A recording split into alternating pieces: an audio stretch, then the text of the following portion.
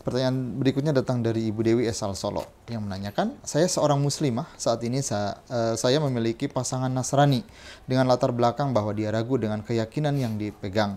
Sebelum lamaran dia ingin mu'alaf. Sebelum saya melanjutkan hubungan yang serius, apakah boleh saya menikah dengan seorang lelaki mu'alaf? Bismillahirrahmanirrahim.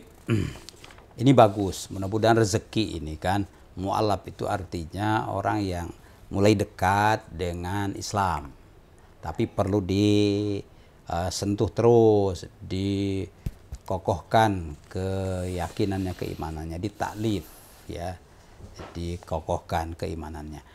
Kalau dengan meneruskan hubungan baik, ya itu akan mengokohkan, ya kan, itu teruskan.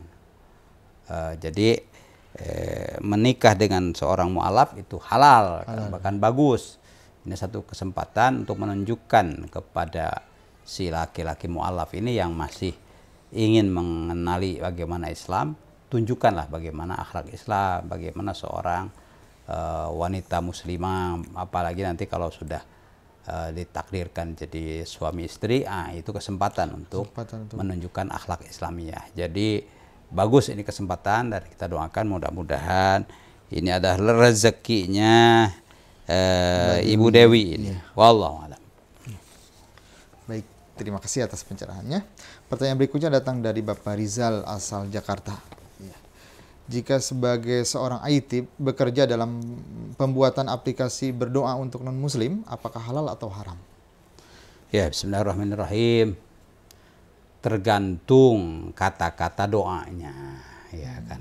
Kalau kata-kata doanya itu umum, ya kan. Ya mudah-mudahan selamat dari misalnya gangguan, sekarang kan musim sakit, ya kan. Itu umum, ya kan. Itu boleh ya. Karena Rasulullah SAW juga pernah mendoakan yang belum muslim waktu itu, kafir Quraisy, ya, dengan ya mudah-mudahan kaumku itu ya diberikan petunjuk ke jalan yang benar, begitu kan. Allahumma hdi qaumi fa innahum la ya'lamun. Padahal Rasulullah baru dikejar-kejar ketika beliau hijrah ke Taif, ya kan, untuk berdakwah, disambut dengan sambitan, ya, dilempari kan seperti itu, ya, sampai dua malaikat itu menawar kepada Rasulullah SAW, coba, itu keterlaluan mereka, ya, mau dikasih pelajaran lah, ya, gunung yang mana ini yang mau robohkan ke mereka. Nah, tapi Rasul tidak mengiyakan. Oh, tidak, mereka itu belum paham. Ya, moga-moga saja Allah memberikan pencerahan kepada mereka. Nah, itu doa kan, padahal baru saja dilempari kan, apalagi kalau tentu saja non muslim yang normal-normal saja, tidak ada permusuhan, tidak ada hal-hal yang menyakiti, itu boleh, asal tentu saja doanya itu doa yang sifatnya umum. Tapi kalau doanya terkait dengan keimanan, nah di sini karena mereka kan belum beriman kepada Allah dan Rasulullah SAW. Ya, jadi ketemu misalnya salaman, ya gimana, sehat, ya semoga sehat selalu, ya boleh itu kan, ya, karena memang itu kesehatan ya diperlukan oleh umum, begitu kan. Tapi semoga Anda ya bahagia, ya kan, bahagia itu kan terkait dengan keyakinan, ya kan. Nah, itu demikian, wallahu a'lam. Baik, terima kasih atas pencerahannya. Pertanyaan berikutnya datang dari Mbak Safira asal Yogyakarta. Ya. Saya adalah seorang istri yang telah mempunyai 2 anak. Tapi di belakang saya ternyata suami saya murtad dan menikah lagi dengan wanita lain hingga hamil. Ya. Lalu bagaimanakah status hubungan perkawinan kami? Apakah menjadi tidak sah atau seperti apa? Ya, kan tadi syarat sahnya nikah itu kalau sama agama. Muslim dengan muslimah, muslimah dengan muslim, begitu. Nah, ketika pindah agama alias murtad, dia dan tetap dalam kemurtadannya begitu ya, setelah diingatkan pun ya akan tetap ya, menurut para ulama ya dah, jadi dia furqah, bubar gitu kan, gitu. karena landasan yang menyatukannya yaitu agama ya kan, ya dirusak dirobohkan. ya udah jadi bubar kan begitu. Tapi sejak betul-betul murtad dan sudah diingatkan tapi tetap saja ya sudah itu kan. Jadi tidak ada satu rumah antara muslimah dengan non muslim ya kan. Nah itu ini kan istri ya suaminya murtad. Itu disepakati bahwa wala tumsiku bi'isomil kawafir ya kan, janganlah mempertahankan rumah tangga dengan orang-orang kafir. Begitu kan. Jadi udah jelas itu ya. Lalu bagaimana status hubungannya? Udah tentu saja. Nah, karena di kita kan tentu saja ada pengadministrasian, tentu surat nikah dan lainnya kan perlu diurus tuh ya. Tentu dilaporkan ke KUA agar tentu sampai ke pengadilan agama, pengadilan lah yang memutuskan tafrik ya, memisahkan antara kedua belah pihak ya, suami istri yang suaminya sudah murtad begitu. Demikian wallahu a'lam. Baik, terima kasih atas pencerahannya. Pertanyaan berikutnya datang dari Mbak Naila asal Depok yang menanyakan, apa hukumnya bekerja di asuransi syariah yang sudah halal MUI dan dinyatakan bebas riba dan goror? Ya tentu ini sudah sangat jelas ya. Halal. Jadi pertanyaannya saja sudah mengandung jawaban ya kan. Ya udah bebas riba, goror dan halal, difatwakan halal oleh MUI. Nah, bagaimana bekerja di situ berarti kan ini akan mendukung dan memperkuat lembaga keuangan syariah.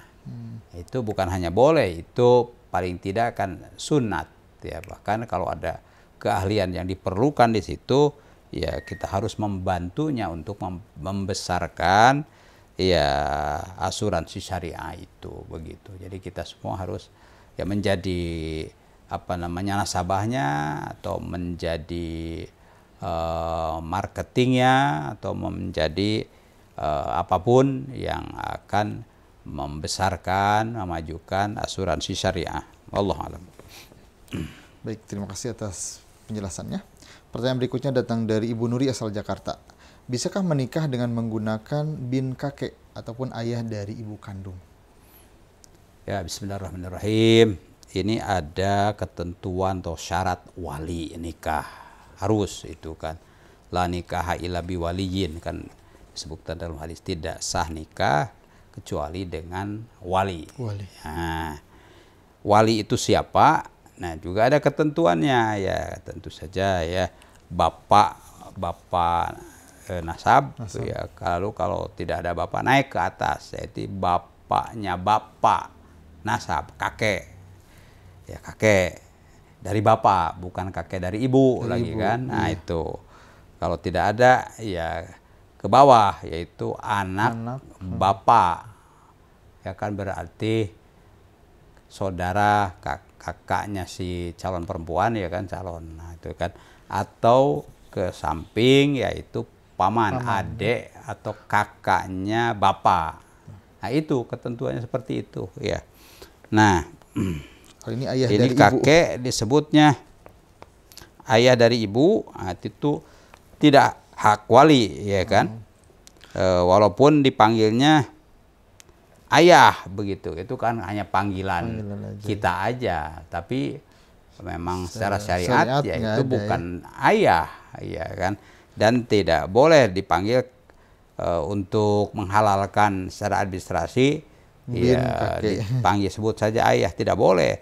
Kalau hanya dalam pergaulan bisa saja kakek saja sebut bapak ya, seperti saya dipanggil oleh anak-anak incu ini kan bapak begitu kan, padahal kan kakek. Nah itu sebab panggilan itu adalah harus sesuai dengan tuntunan Al-Quran. Ud'uhum li'abaihim huwa aqsatu indallah. Surat Al-Ahzab ayat 5. Panggillah mereka itu, bapak-bapak itu, bi'abaihim, Ya, anak-anak itu panggil dengan bapaknya, ya bi abaihim wa aqsatu indallah, itu lebih benar, ya lebih adil menurut Allah Subhanahu wa taala. Jadi kakek ya kakek, ya tidak disebut bapak, ya. Apalagi untuk menghalalkan nikah. Iya. Nah, ini kan. Tapi kalau untuk panggilan sehari-hari itu kan panggilan apa namanya budaya, ya kan, itu boleh, itu kan untuk mengakrabkan ya kan. Itu. Demikian wallahu alam. Terima kasih atas pencerahannya.